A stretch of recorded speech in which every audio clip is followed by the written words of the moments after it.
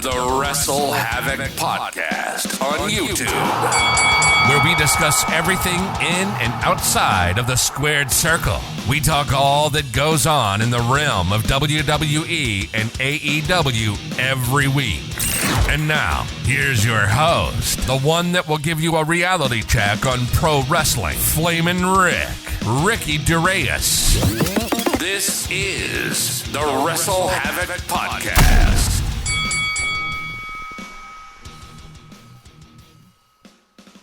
What's up, everybody? It is Flamin' Ricky Duraeus right here on the WrestleHavoc Podcast, here to review Monday Night Raw from June 12th, 2023.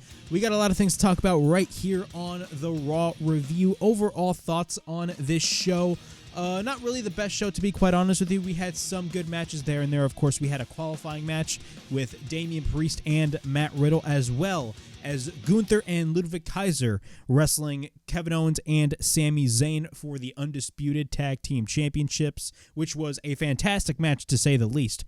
Plus, Rhea Ripley is introduced with a brand new WWE Women's World Championship. It is no longer called the SmackDown Women's Championship, as now Rhea Ripley has a new championship belt, and it's the same as Seth Rollins' belt, only with a white strap, which is pretty much expected, to say the least, so I'm not really going to complain on that. But overall, aside from all of those things, the rest of the show wasn't really the best show, to be quite honest with you. The crowd throughout the majority of the show wasn't really as active as I thought it was going to be. Really, throughout the majority of some matches, the crowd was dead. Some other matches, the crowd went up on their feet. But nonetheless, it was kind of your typical Monday Night Raw. But the biggest story and the biggest takeaway we should really take from this whole show is regarding Judgment Day, man. You know, ever since last week when Finn Balor inserted himself in the main event world title match between Damian Priest and Seth Rollins, it looks like there's some inner tension when it comes to Seth Rollins and Finn Balor, and it really showed throughout the majority of this whole show. Even though they made up in the end, WWE is really teasing the tension when it comes to Finn Balor and Damian Priest. Of course, Damian Priest qualified for the Money in the Bank, and Finn Balor is going to go after Seth Rollins for the World Heavyweight title at Money in the Bank, and they had a great segment overall. The only thing that sucked about this whole thing was Finn Balor, every time when he tried to speak, the crowd was just immediately interrupting him when it came to the singing of Seth Rollins' theme song. But we're going to be talking about all this and much more right here on the Monday Night Raw review, right here on the WrestleHavoc Podcast, in which we discuss everything in and outside of the squared circle. Make sure to like and subscribe for more content, and as the frickin' referee would say, ring that damn bell for more notifications. Also, the WrestleHavoc Podcast is also available on audio platforms. It is available on Apple Podcasts, Spotify, Anchor, and Google Podcasts. So if you guys want to listen to the WrestleHavoc Podcast in audio format, it is available on all of those platforms. Plus, if you guys missed the Friday Night SmackDown review, of course, I talk about Jey Uso making his decision regarding the bloodline. Is he going to be choosing Roman Reigns, or is he going to be choosing Jimmy Uso? And it looks like there's some animosity there after the involvement of Jimmy Uso in the main event match between Jey Uso and Austin Theory for the U.S. title. So what is going to be happening? We're just going to have to wait and see this Friday on SmackDown. But if you guys missed the SmackDown review, the link will be in the description below. Also, with the debut episode of AEW Collision coming this Saturday night on TNT, June 17th, I will be covering AEW Collision right here on the WrestleHavoc Podcast. Of course, I'm going to be covering the long-awaited return of the best in the world, the second City Saint himself, CM Punk, as he returns to the United Center this coming Saturday on TNT, and he will be teaming up with FTR against Bullet Club Gold's Juice Robinson and Switchblade Jay White, and the current Ring of Honor World TV Champion Samoa Joe in a trios match. That's going to be very awesome to see. And Collision, nonetheless, is really setting up the stage to be on par with Dynamite. So Collision reviews will be on the WrestleHavoc Podcast, so be on the lookout for that. Also, one other thing, episode 17 of the WrestleHavoc Podcast will be up. Right now, it is currently 12:21 as I'm filming this review, and by the time this review is up, also, I have already filmed episode 17, so by the time you guys are probably watching this video, that video will be up as well. But episode 17, originally I was supposed to film this today, but I got caught up in a lot of things, and there's a lot of technical issues on my end. So hopefully by tomorrow, episode 17 of the WrestleHavoc podcast will be up on the channel. I talk about Forbidden Door shaping up to be an all-time show. Trust me, Forbidden Door lineup is insane. I talk about Kenta versus CM Punk being in the discussions. Of course, there's an update on the WWE television rights negotiations and much more on episode 17 of the WrestleHavoc podcast. So be on the lookout for that video tomorrow right here on the WrestleHavoc podcast. All right, let's get into Monday Night Raw. The show kicks off with Adam Pearce in the ring. And, of course, he has, there's a podium right there with a title belt over there. And he brings out the current SmackDown Women's Champion, Rhea Ripley. Adam Pearce is in the ring, of course. She comes out, and he introduces Rhea Ripley with her new Women's World Championship. So Asuka had her new title belt, and it's basically the exact same as Roman Reigns' title belt. And that title is apparently called, for Asuka, the Undisputed WWE Women's Championship. Now, when it comes to Rhea Ripley, her title is the Women's World Championship. So they're going the same route as the men, and they ditched the Raw and SmackDown naming of both women's titles, which honestly was the right decision to make, in my opinion. Now we know why.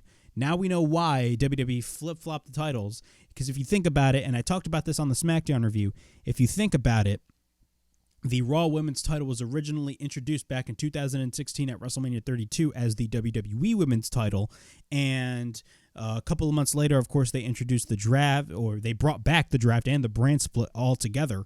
And a couple of months after that, I believe it was right after SummerSlam in 2016, correct me if I'm wrong, they unveiled the SmackDown Women's Championship, and they ended up having a six-pack challenge at the Backlash pay-per-view to crown the first-ever SmackDown Women's Champion, which was won by the former Irish Lass Kicker, Becky Lynch, when she was called the Irish Lass Kicker. So that is why they flip-flopped the titles. My only gripe is the fact that they waited this long to do it.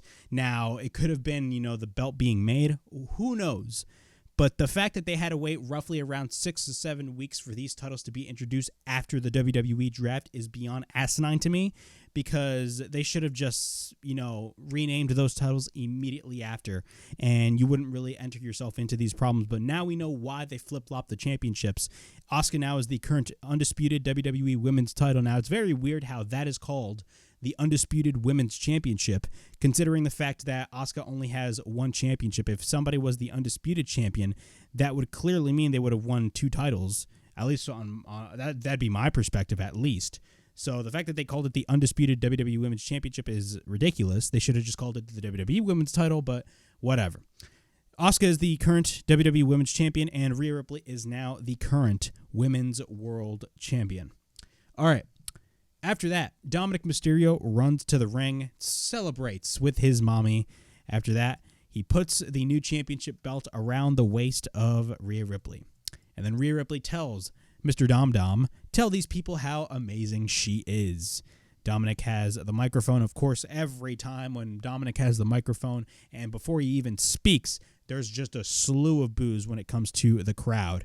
He has the microphone and he says, this is disrespectful to him and to mommy, because everyone knows behind a great woman, there is a great man, and he will always be there to support his mommy, Rhea Ripley. And then after that, Cody Rhodes comes out, and he says, so, what do you want to talk about? After that, he says, we can absolutely talk about Rhea Ripley. The legacy she's starting up, well earned, it's deserved, absolutely.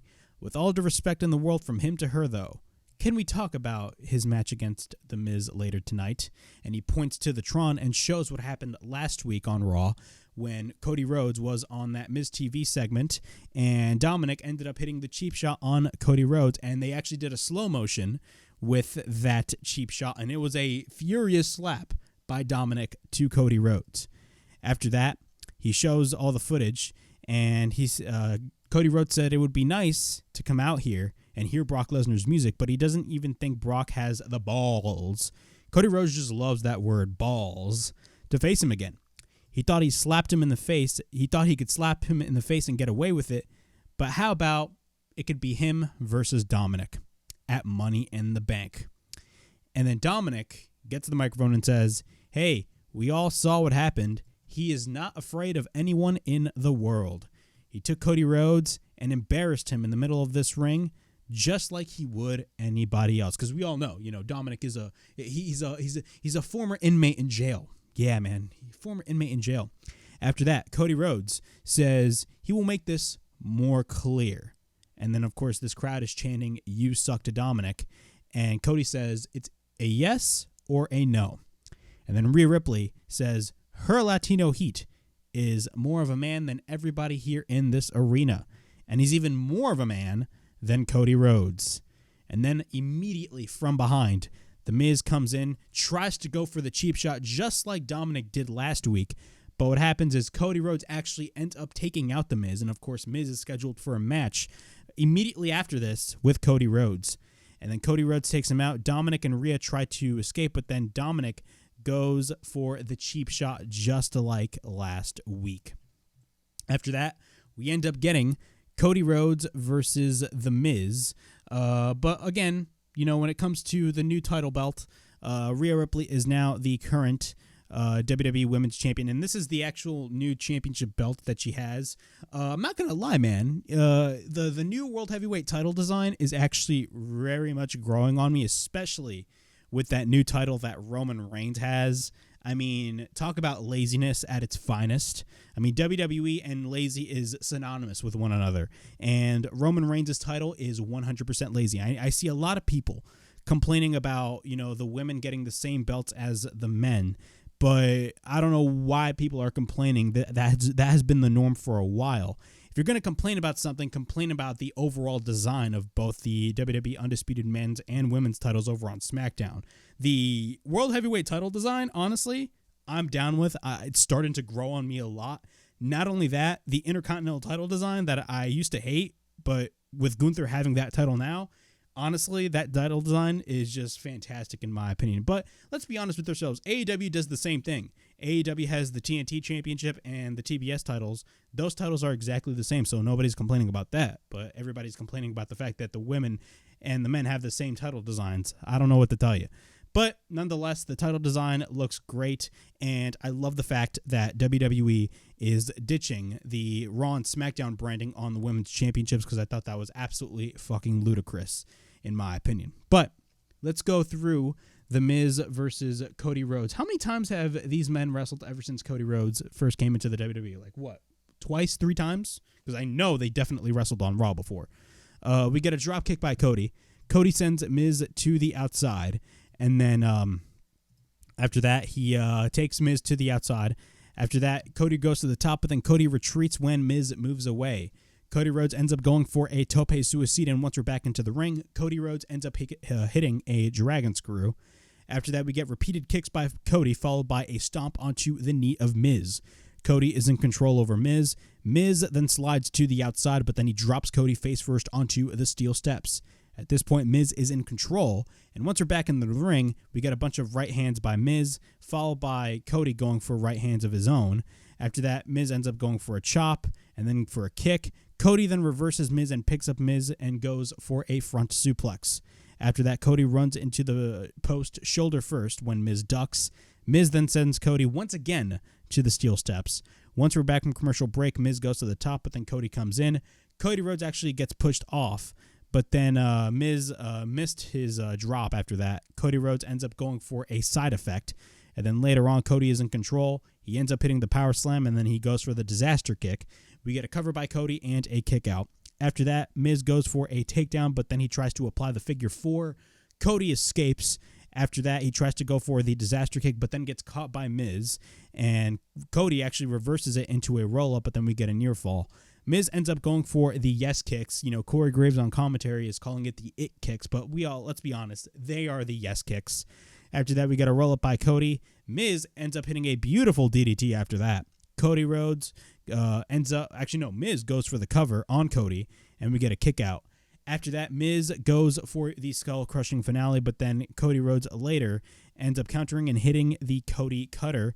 And then he goes for the Crossroads, and we get a cover, and Cody Rhodes beats The Miz in a fine opening match, a very quick match, to be quite honest with you. Nothing really special. But the biggest takeaway from this is now we know who Cody Rhodes is going to be wrestling at Money in the Bank, and he is not going to be a part of the Money in the Bank ladder match, which I know a lot of people wanted that to happen. But even though I think it's pretty much safe to say that Cody Rhodes is not going to be wrestling Roman Reigns at SummerSlam, because they're definitely saving the Brock Lesnar feud for SummerSlam. That the rubber match, the third match with Brock Lesnar and Cody Rhodes, that's going to be happening at SummerSlam most likely, especially with the outcome of this. We got Dominic versus Cody Rhodes. It honestly gives Cody Rhodes something to do, but again, man, the whole Brock Lesnar feud to me kind of makes no sense. It would have made much more sense if the title was involved. And honestly, it sucks that Cody Rhodes is not going to be a part of the Money in the Bank ladder match. To me, if there was a better candidate to win Money in the Bank, it would have easily been Cody Rhodes. But now, with the slate that is in the men's Money in the Bank ladder match, honestly, the Money in the Bank ladder match itself without Cody is fucking stacked, and it's pretty obvious who's going to win the men's Money in the Bank ladder match at this point. It's pretty obvious it's going to be LA Knight because of how popular LA Knight is. And it looks like, as of right now, WWE is going to be dragging the whole Roman Reigns and Cody Rhodes rematch all the way to next year's WrestleMania, which, on one hand, I would understand. And, they're going long-term with this. They want to do the dusty finish, and they want to have Cody Rhodes face adversity. But at the same time, Cody Rhodes has faced adversity all of his career, and they've blatantly told that story constantly ever since he joined WWE. So, that is that. Another thing is, yes, Cody Rhodes is still relatively popular with the audience. I'm not debating that whatsoever. If you honestly think right now Cody Rhodes is not over, something is fucking wrong with you. Cody Rhodes is still relatively over with the audience. But my only fear is if they drag this shit way too long, all the way till WrestleMania, WWE is probably going to run into a similar situation like they did this year when they were headed to WrestleMania. Because if you guys do not forget, Sami Zayn was literally as hot as he was even hotter than Cody at that point.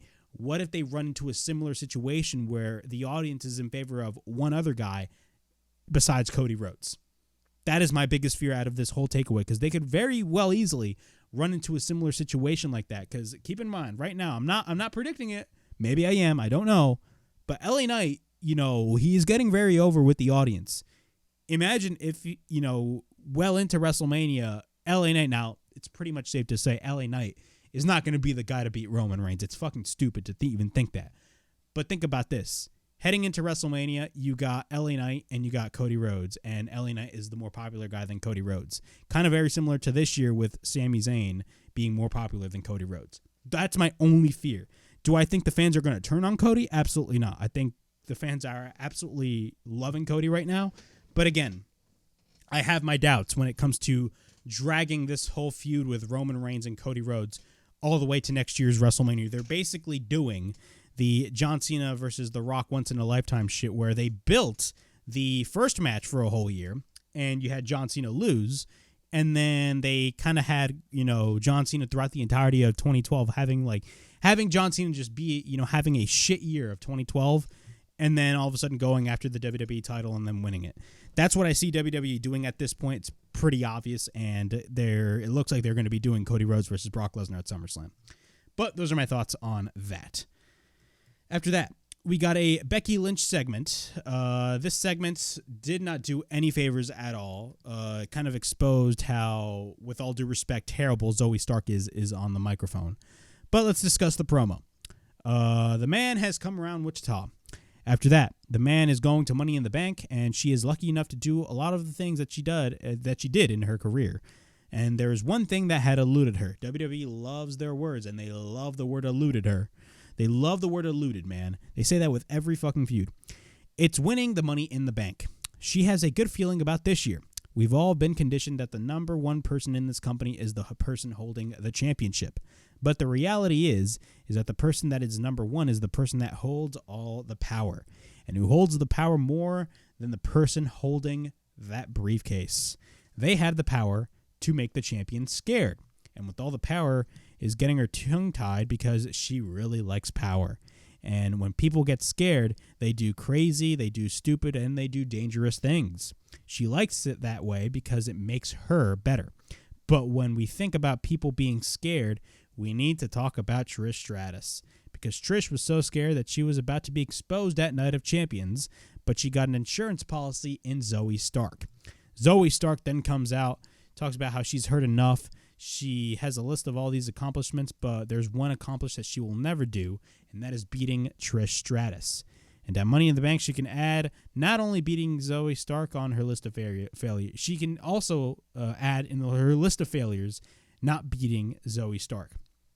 Becky then says that she had so many failures in her career, but, we haven't learned so much about you.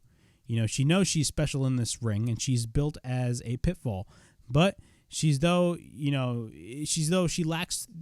personality. That's what Becky stated. And Zoey says that she became relevant off of someone breaking her face. And she's trying to hold on to that one thing. And she's also holding on to Trish Stratus. I believe that's what she said. This promo was so bad that I did not even I was taking my notes and I was like, fuck. At Money in the Bank, she will break her face and make her famous. And let me tell you, when she stated that one line, she will break her face and make her famous, I cringed because the tone in Zoey Stark saying that line, it was so bad. Then Chelsea Green and Sonya Deville come in. They address the blatant disrespect from Becky Lynch. Chelsea says that she attacked her, but she didn't fight back because she wanted Sonya. She didn't want Sonya to lose her opportunity, blah, blah, blah. Nobody cares about Sonya Deville and Chelsea Green. After that, we got Chelsea Green versus Becky Lynch. But before I talk about that, let's talk about the quote-unquote promo back and forth between Becky Lynch and Zoey Stark. It's pretty much night and day that Zoey Stark is good in the ring, but Becky Lynch is 100% a million times better than Zoey Stark on the microphone. I mean, Zoey Stark, man, I hate to be that guy to say this, but she kind of exposed herself on how bad she is on the mic. It's the same thing with Trish's heel run, man. This whole Trish Stratus heel run, this whole thank you, Trish, is not doing any wonders at all. Yes, she can, bring Zoey Stark under her wing and, make Zoey Stark over. But let's be honest, is Zoey Stark getting over? Absolutely not. Nobody gives a single shit. And that is not Zoey Stark's or Trish Stratus' fault. That is creative's fault. But Zoey Stark, man, she was just not good at all. She sounded very forced, kind of like Trish Stratus in her recent heel run. She sounded very forced with a lot of the things that she stated. And just the tone of Zoey Stark is just not good at all. And Becky Lynch is absolutely right. She lacks charisma. But we got Becky Lynch versus Chelsea Green. Chelsea Green gets taken to the outside once we're back from commercial break. Chelsea Green then gets taken to the outside once again. She then drives Becky onto the bottom turnbuckle face first. Becky then tries to fight back, but then Becky goes to the top. We then get a right hand by Chelsea Green, but then Green gets dropped down. Becky then ends up hitting the drop kick and then drops Chelsea to the barricade. And Becky actually sends Chelsea Green repeatedly to the barricade. After that, we get a spinning enziguri by Chelsea Green once we're back into the ring. Then Chelsea Green ends up going for the roll-up, and we get a near fall. But then Becky Lynch immediately transitions into the disarmer submission. Chelsea Green taps out, and Becky Lynch wins the match.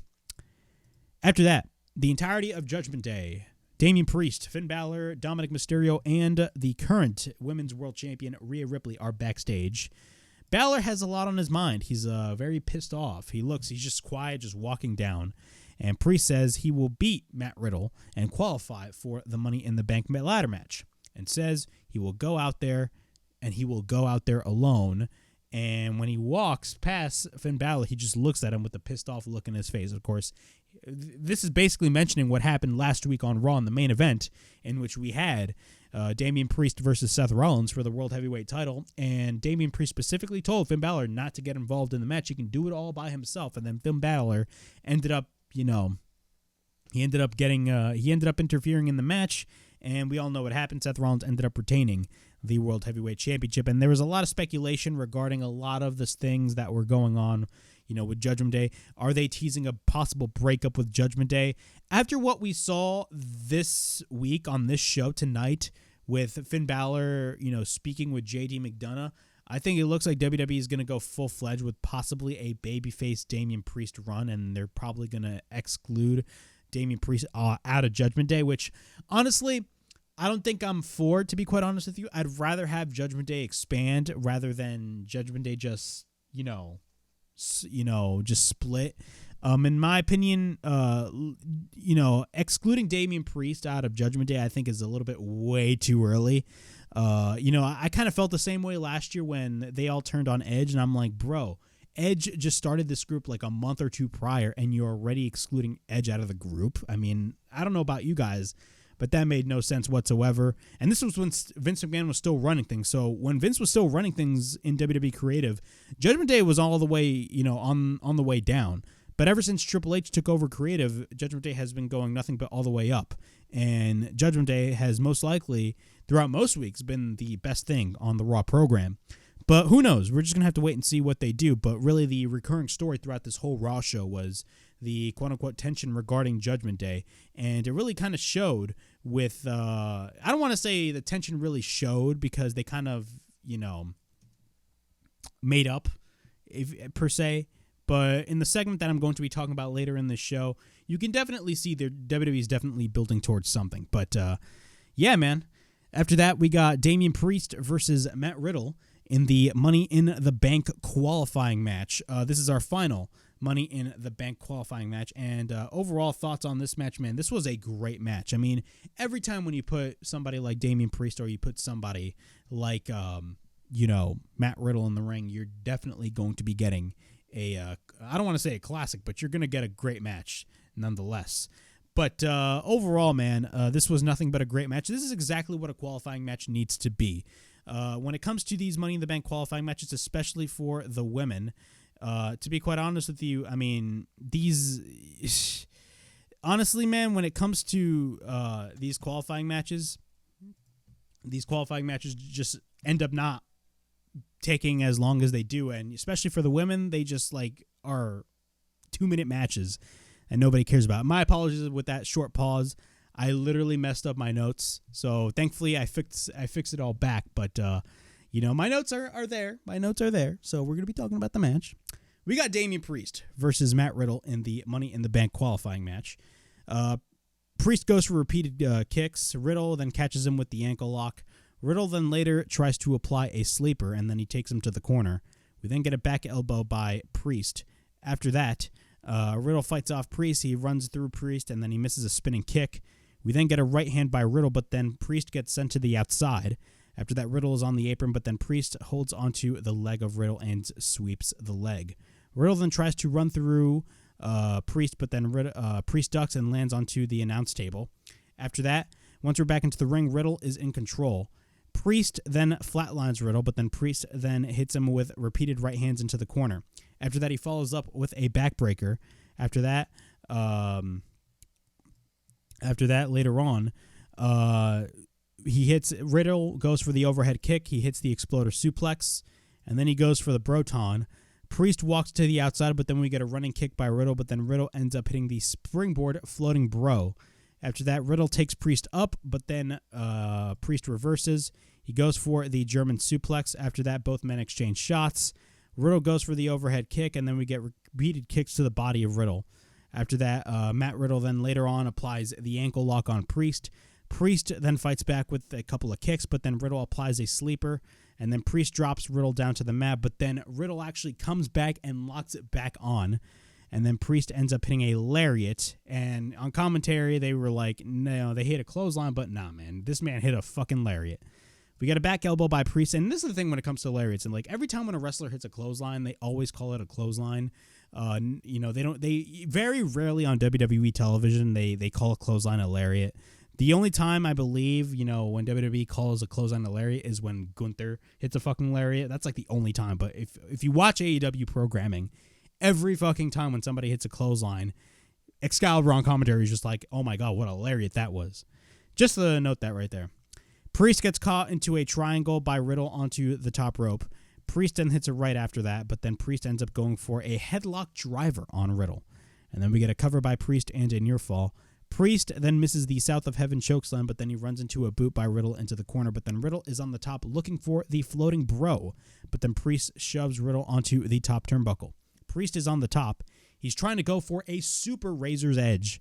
But then Riddle gets taken out. He then comes back, and then Riddle tries to go for the Fisherman Suplex off the top. We then get a cover by Riddle and a kick out. At this point, Riddle is on the top once again. He goes for the moonsault, but misses. Riddle is on the second rope, but then Priest catches him, and then he hits the Razor's Edge, and we get a cover, and he now qualifies for Money in the Bank. After the match, Gunther and Ludwig Kaiser come in, and then Priest walks onto Gunther, and he tells Gunther to pick up the bones. And then Imperium comes in, and Kaiser and Gunther gang up on Matt Riddle after the match, and Kaiser holds on to Riddle, and Gunther ends up going for a chop on Riddle. Overall thoughts on this match. To be quite honest with you, this was a great match. This is exactly what a Money in the Bank qualifying match needs to be. And honestly, with all the stuff going on with Matt Riddle and Imperium, it's pretty much obvious that Damian Priest is definitely, definitely on his way to Money in the Bank after winning this qualifying match. But I don't know, man. With all the story going on with Damian Priest and Finn Balor, I mean, somebody made a suggestion on social media about, hey, what if Finn Balor ends up beating Seth Rollins for the World Heavyweight Championship, and maybe later on down the line, Damian Priest could cash in on Finn Balor? I mean, that could be great storytelling at its finest right there. But who knows? We're going to have to wait and see what they do. But the whole story that they're telling with Damian Priest and Finn Balor is getting a little bit interesting, in my opinion. But nonetheless, this was a great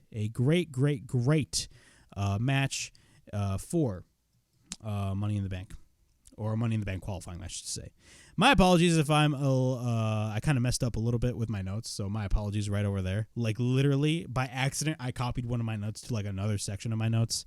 Trust me. Solid Monster had this exact same problem with his notes. Like, he kind of, like, read what he was saying and was like, what the fuck is this? Every podcaster has this issue, trust me. All right. We got a backstage interview with Cody Rhodes, and talks about how the match with Dominic is now made official for Money in the Bank. Dominic says he's going to get hurt, and Brock won't show up. Dominic won't go away, and everybody who watches what we do, of course, every eye is on him. Adversity is on its door, and every time he hears the crowd singing Kingdom, it gets him crazy. And at the very second, what he does is clinging into what Brock Lesnar does, and Dominic, you name it, you're not going to knock his path. And in London, England, Money in the Bank, good luck, Dom. After that, we get a backstage interview with Natalya. It says after the match she had with Rhea Ripley, she doesn't know who she is anymore. So what are they going to be doing with Natalya after that? I have absolutely no idea. And then Sami Zayn and Kevin Owens are backstage. Imperium come in, and Kevin Owens goes for his weekly rant. It's starting to become a common occurrence where Kevin Owens is just going on a tirade, and he's just lashing out for no fucking reason, and talks about how he will defend these titles any week, any day of the week. And Gunther says, hey, are you going to make this match official? He tells Adam Pearce, and Adam Pearce says, we're making it official. And later on in the night, it's actually official. The match between Kevin Owens and Sami Zayn and Gunther and Ludwig Kaiser ended up being a tag team match for the tag team championships. After that, finally, my notes are finally back on track. Like, Jesus Christ. Like, right as I got into the Finn Balor and Damian Priest match, or not Finn Balor and Damian Priest, Matt Riddle and Damian Priest match, literally my notes got fucked up. Like, I don't know what I did, but I fucked up my notes. Thankfully, it did not interrupt me at all when it came to this whole review, because then we would have been in a shit show, ladies and gentlemen. Hey, newsflash, anything can happen on the air. Keep that in mind. All right. We got Ricochet versus Braun Strowman. Overall thoughts on this match. Pretty relatively short match. I didn't really give a single shit about it. Ricochet is great. Bronson Reed is great, but I could care less at all. Ricochet ends up going for a dropkick followed by a couple of body shots. We get repeated right hands by Ricochet followed by a kick by Ricochet. Bronson takes Ricochet into the corner, and he goes for a furious right elbow. After that, Shinsuke Nakamura comes out. because Bronson Reed is something in some tension with Shinsuke Nakamura. Same thing as Ricochet with Shinsuke Nakamura. There's some tension over there as well. Ricochet ends up going for repeated right hands. We get a tornado DDT by Ricochet, countered by Bronson Reed. After that, he picks up Ricochet and hangs him onto the top rope, the middle of the top rope. After that, Reed moves the ropes, knocking Ricochet down, and he falls down to the mat. Once we're back from commercial break, we get a couple of back elbows by Ricochet, followed by a couple of rights. After that, we get a boot by Ricochet, followed by a beautiful enziguri. And let me tell you, when this was a beautiful enziguri, I mean it, man. Ricochet and either one of the Usos end up hitting like just swift-ass, clean-ass enziguris. Like, bro, if y'all seen these enziguris, trust me, they're fucking awesome. Enziguri is just like a normal guy. I don't know why I'm marking out over an enziguri. Ricochet is on the apron. We get an enziguri once again, but then Ricochet goes for a dropkick on Reed, taking Reed to the outside. We get a tope suicida by Ricochet. Ricochet then goes for a springboard crossbody, but then he goes for a springboard moonsault after that. We get a cover and a 2 count. After that, Ricochet ends up going for the enziguri, and we get a moonsault off the apron, but he ended up getting caught by Reed, but then Ricochet gets thrown onto Shinsuke, who was on the commentary table. After that, Reed goes to the top, but then Shinsuke hits the enziguri and causes a disqualification. After that, Ricochet gets pissed off that he lost, and then Reed takes out both men. He ended up hitting the clothesline. He drags Shinsuke into the corner. Reed goes to the top, but then Ricochet comes in, and then Shinsuke come in. Both men end up hitting a double superplex on the mountain of a man of Bronson Reed off the top, and we got a bunch of holy shits chants by this crowd, this very quiet crowd throughout the majority of this whole show, and USA Network was actually censoring this whole thing, which was pretty stupid on their end. AEW has been doing the same thing. Like, TBS has been censoring a bunch of the chants, like the holy shit chants or you've effed up. Like, they USA Network and TBS have been censoring those chants. I have absolutely no idea why. They're just chants. I would understand if a wrestler was saying that, and there's a lot more freedom in AEW, but when it comes to WWE, when it comes to the holy shit chants, I have absolutely no idea why they're doing that, but it is what it is. After that, Adam Pearce is backstage. Ricochet comes in. He's pissed, and he says he needs a rematch against Bronson Reed. And Adam Pearce says, unfortunately, Bronson Reed is booked in a match next week against, and Shinsuke shows up behind Ricochet, and it's going to be against Shinsuke Nakamura. Ricochet then asks Shinsuke, what's the problem? He didn't ask for his help, and he didn't need his help. And if he does that one more time, he has no problem finishing what they started. So yeah, inner tension when it comes to Finn Balor and... Not Finn Balor. Jesus Christ, why is Finn Balor in my name? This is the next segment. A lot of tension when it comes to Shinsuke Nakamura and Ricochet. Jesus Christ. I don't know what the fuck is going on with me today. Today was a rough day, just being honest. But here's the lineup for the Money in the Bank ladder match. We got Ricochet, LA Knight, Santos Escobar, Damian Priest, Butch, a.k.a. Pete Dunne, and Shinsuke Nakamura. Honestly, this Money in the Bank ladder match is fucking stacked. And if you really think about it, and somebody mentioned this on Twitter, this whole lineup of Money in the Bank, these competitors for Money in the Bank, these are not former WWE champions. Usually when it comes to, booking a Money in the Bank ladder match, when it comes to wrestlers, or like booking an Elimination Chamber match, WWE would tend to, kind of, I don't want to say market this, but like saying like, oh, this match is involving former, WWE champions. No. This whole lineup it doesn't have former WWE champions, so that is great to see. After that, we got an interesting segment, probably one of the best things on the entire night. We had Finn Balor and Seth Rollins. This was a great segment. I absolutely loved this segment, and I love the callback to SummerSlam 2016. So, he says Seth Rollins, he's the workhorse champion, and he knows that he is here. They need to talk. No jokes, no zingers, no sing-alongs, just facts. And he calls them out, and he tells them to get out here right now. Seth Rollins comes out. The crowd is singing his song. And Balor asks, are you done? And he says he's been waiting 7 years to say this. And he tells the people to shut up because while he's speaking, the crowd is just singing the song of Seth Rollins while Finn Balor is speaking. Let me tell you something right here, right now, man. That was fucking amazing. It goes to show you how over Seth Rollins is with the audience. After that, he says, you want something to sing about? 7 years ago, he was the first-round draft pick on Raw.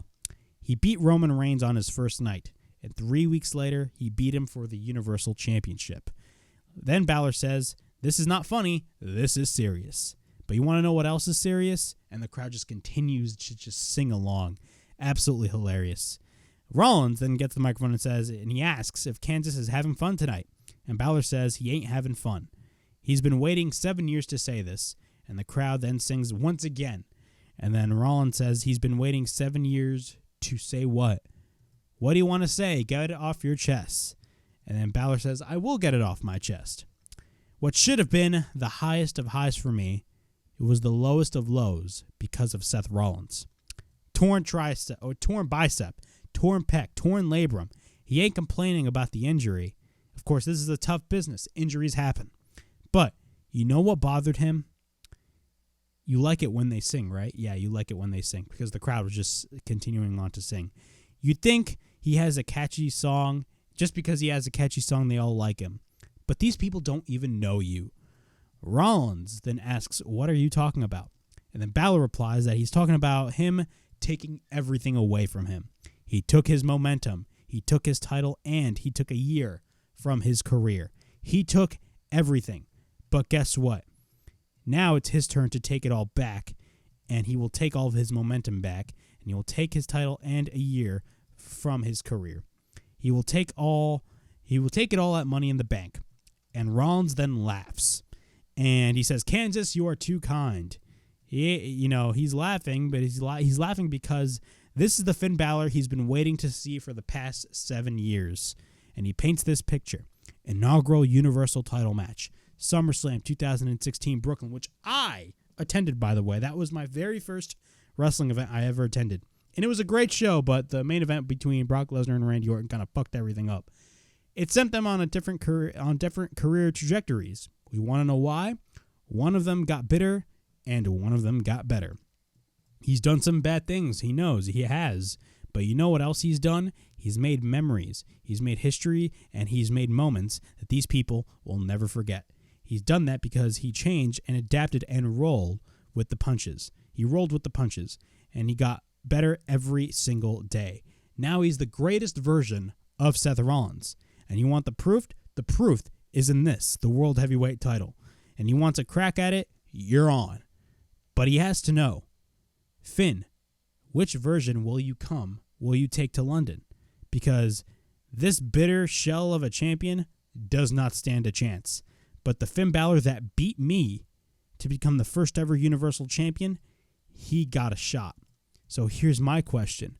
Are you going to bring that Finn Balor to Money in the Bank? Or will you be the guy who's been walking around for the past 7 years as a little bitch? And then he leaves the ring.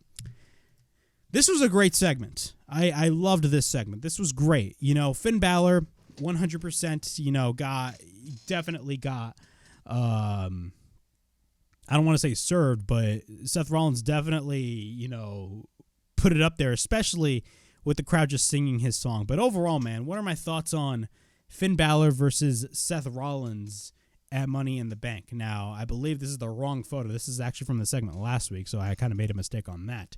But overall, what are my thoughts on the Finn Balor and Seth Rollins segment? This was absolutely fantastic. I absolutely loved this segment, and it kind of gave me the possibility of, hey, man, could there be a chance of Finn Balor beating Seth Rollins? Now, I know it's a little bit way too early, but if this title is the Workhorse Championship, there can be a lot of possibilities, man. And honestly, when it comes to this match at Money in the Bank, follow with all the stuff that is going on with Finn Balor and Damian Priest, it makes this whole feud way more interesting. And I'm very curious to see what WWE is going to be doing in the future. And no doubt about it. I mean, I watched this match live as it happened at Barclays Center, man. Those two men tore the house down.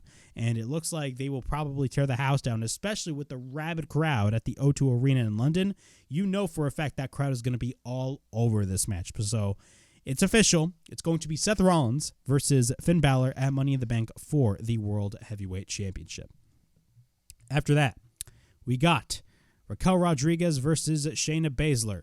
Of course, Shayna Baszler and Ronda Rousey will be facing off against the NXT Women's Tag Team Champions, Alba Fire and Isla Dawn. And I believe that's next week on SmackDown. Not this Friday, next Friday on SmackDown. It's going to be a unification match for the tag team titles with the WWE and NXT tag team titles on the line, which we all know who's going to be winning this match. There's no debate whatsoever. But overall thoughts on Raquel Rodriguez versus Shayna Baszler. Very short match. Nothing really happened. Raquel ends up hitting a fall-away slam on Shayna Baszler.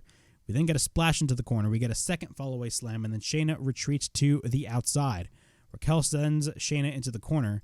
Raquel misses a boot, and then Shayna goes for a kick onto the back of Raquel. And then after that, Shayna works onto the knees of Raquel, and then she stomps onto the foot of Rodriguez.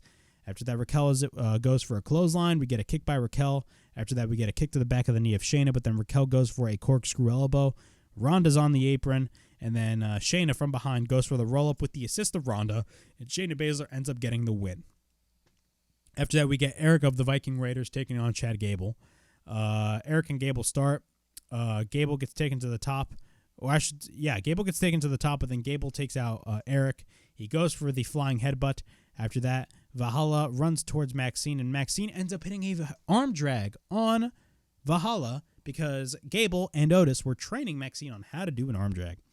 After that, we get a roll-up by Gable, and Gable wins the match. Moving on, Finn Balor is backstage with J.D. McDonough. Damian Priest comes in, and he congratulates him on winning his qualifying match for Money in the Bank. And he says, when he wins that contract, I'm going to ask you a question. You wouldn't cash in on me, would you?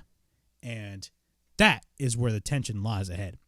He asks him, you wouldn't cash on me, would you? And then Priest says, of course I wouldn't do that. In the future, he should keep his word on him, and he makes it worth it. And at Money in the Bank, he's going to end this with Seth Rollins. Very interesting segment, especially with Finn Balor and J.D. McDonough entering the fray. Now it's actually starting right after that line that Finn Balor stated, hey, you wouldn't cash in on me, would you? Honestly, it gave me two perceptions on this whole thing. I talked about on the SmackDown review that LA Knight is the guy to win Money in the Bank. What if that is not the case? What if Damian Priest actually won Money in the Bank? Now, for storyline's sake, that actually makes more sense. Because then that also gives the possibility of Finn Balor maybe beating Seth Rollins for the World Heavyweight title. That is just my perception on this. It really is. And it kind of elevates Finn Balor and Damian Priest to a higher level. Plus the involvement of J.D. McDonough. Could it be a scenario in which J.D. McDonough comes in and kicks out Damian Priest from the Judgment Day? We're going to have to wait and see. I'm not in favor of them kicking out members of the Judgment Day. I think it's way too early for that. But if that's the scenario they're going to go at, with Finn Balor going for the World Heavyweight title, it's starting to really form in my mind that, hey, Finn Balor could possibly win, and Damian Priest could actually end up winning Money in the Bank, and that's where all the tension starts. That's what I see happening, but I may be totally wrong. Things are getting very interesting when it comes to this whole inner tension, per se, of the Judgment Day. Seth Rollins is in a backstage interview. He talks about how he was prepared for Finn Balor, but the real question is Finn Balor prepared for him? After he beats Finn, he won't just lose his mind. It looks like his friend Priest is out on him too. His feeling, let's blow this whole thing up. Next week on Raw, let's do it. Let's have an open challenge for the World Heavyweight Championship because he is the visionary, revolutionary. He is Seth frickin' Rollins. So it looks like we are going to be getting an open challenge for the World Heavyweight title. After that, we got Imperium, Gunther and Ludwig Kaiser taking on Kevin Owens and Sami Zayn for the Undisputed WWE Tag Team Championships.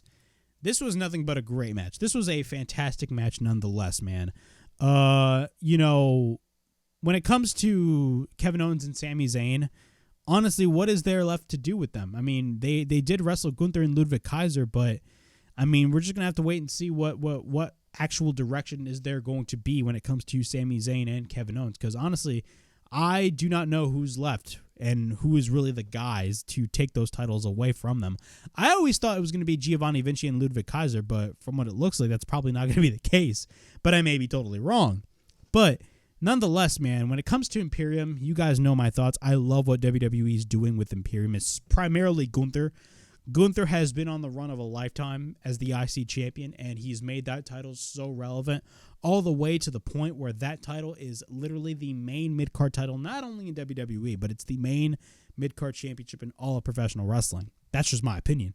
But nonetheless, this was a fantastic main event. Gunther and Sami Zayn start. Both lock up. Gunther takes Sami into the corner. He misses a chop, but then Sami goes for repeated chops. We get an uppercut by Gunther, followed by a side headlock takeover. After that, Gunther goes for the knee. Gunther then gets taken to the outside, but then Sami ends up going for a somersault onto the outside. Once we're back from commercial break, Kaiser is the legal man. Sami works on Kaiser, and then we get a shoulder tackle by Kaiser. After that, we get a deep arm drag by Sami, followed by a couple of body shots by Kaiser. At this point, Sami is on the top. He drops the elbow, and then we get a cover and a near fall. Kevin Owens tags in. He ends up hitting the senton onto the back of Ludwig Kaiser, and then he stomps and hits the moonsault off the middle rope. We get a cover and a near fall by Kevin Owens. Both men exchange shots. We get a kick by Kaiser. After that, Kaiser runs into a lariat, not a clothesline, a fucking lariat by Kevin Owens. Then he hits the senton once again. We get a cover and a near fall. Sami tags in. Sami is in the corner fighting off Imperium. After that, he clotheslines Kaiser into the outside. Gunther at this point is the legal man, and then he takes out KO with a boot, and then he goes for the running splash on Sami Zayn. And then he chops Sami. Kaiser tags in. Kaiser works on Sami, and then we get a dropkick by Kaiser taking Sami to the outside. Gunther drops Sami onto the apron. Once we're back from break, Sami is on the top. He hits the sunset flip powerbomb on Kaiser. At this point, the hot tag is made, and it's Gunther and Kevin Owens who are now legal, and the crowd just goes absolutely apeshit. After that, we get repeated clotheslines by Kevin Owens. Gunther goes for a boot, and then we get a clothesline by Gunther. After that, we get a senton by Kevin Owens. He ends up hitting the exploder after that, and then he takes out Kaiser. Then we get a super kick on Gunther, followed by a cannonball into the corner. Kevin Owens goes to the top. He hits the swanton, and then we get a cover by Kevin Owens and a near fall. At this point, Gunther goes for the roll-up, and we get a near fall, but then Kevin Owens misses the stunner. Gunther goes for a kick. Sami and Kaiser tag in. Sami goes for the exploder, and then after that, Gunther drags him to the outside. Gunther misses a chop, and after that, Kaiser goes for the enziguri, countering the Blue Thunder Bomb. After that, Kaiser drops Sami. Gunther tags in. We get a powerbomb and an uppercut combination, and then Gunther goes for a lariat on Sami, and then we get a cover and a near fall. And then Gunther goes for a second lariat, and we get a cover and another kick out. After that, Kaiser's on the top, and they both go for the Imperial Bomb. After that, we get a cover once again. We get a near fall when Kevin Owens pushes Gunther on Kaiser and Sami. Gunther and Kevin Owens fight it out, but then Gunther sends KO to the post. Matt Riddle comes out. We get a boot by Gunther on Matt Riddle, who is basically security. All the producers and referees try to have Riddle just avoid Gunther at this point. Kevin Owens runs in and hits the DDT on Gunther on the ramp. And after that, back in the ring, Sami hits the Blue Thunder Bomb on Kaiser, and we get a cover, and Sami Zayn and Kevin Owens retain the Undisputed Tag Team Championships. Overall thoughts on this match. This was a great match, in my opinion. Fantastic match nonetheless. Great main event nonetheless, man. Gunther looked great. Kaiser looked great. There was nowhere near to be found Mr. Baldy, Mr. Giovanni Vinci. But overall, man, this was great. Now, it's pretty obvious that you knew for a fact that Gunther and Kaiser were not going to win these titles because there's no reason for Gunther to hold two belts. If there was going to be an actual tag team victory, it was going to be with Kaiser and Vinci, but that was not going to be happening. But who knows? Could we see a scenario in which Kevin Owens and Sami Zayn, them having a rematch, but instead it's with Kaiser and Vinci? Could you see those two guys, winning the tag team titles? I have absolutely no idea. But we're just going to have to wait and see. But the involvement of Matt Riddle is the interesting part. It's pretty obvious that they're going to be leading towards a match at Money in the Bank for the Intercontinental title. It's going to be Gunther versus Matt Riddle. They've been teasing that for a while, and it looks like that match is going to be in fruition at Money in the Bank. So that's going to be great to see. But nonetheless, Kevin Owens and Sami Zayn end up retaining the tag team titles. But the question is how long is Kevin Owens and Sami Zayn going to be holding on for those championships? I have absolutely no idea, man. I'm being honest. I really don't. And with the common outbursts that Kevin Owens has been having, a lot of people are creating the speculation of Kevin Owens possibly turning on Sami Zayn down the line in the future. Could that happen? Maybe, maybe not. You know, I'm not for it, but at the same time, I'm not against it. Interesting scenarios, but we're going to have to wait and see for the future. But yeah, that was Kevin Owens and Sami Zayn versus Imperium. But yeah, that was my Raw review from June 12th, 2023. Overall thoughts on this show. This was not a bad show whatsoever, but not was the best show. Really, there was a lot of things that really did not need to be on the show, but for what it was worth, there were some segments that actually ended up being pretty good. And two of the matches that we saw, of course, the main event and the Money in the Bank qualifier between Priest and Riddle, definitely made up for it. But yeah, that was my Raw review from June 12th, 2023. Please like, subscribe, comment down below, push that bell for notifications, and be on the lookout for more videos right here on the WrestleHavoc Podcast, in which we discuss everything in and outside of the squared circle. Make sure to like and subscribe for more content, and as the freaking referee would say, ring, ring, ring that damn bell for more notifications. And as always, it is Flamin' Ricky DeRays signing out. I'll see you guys later.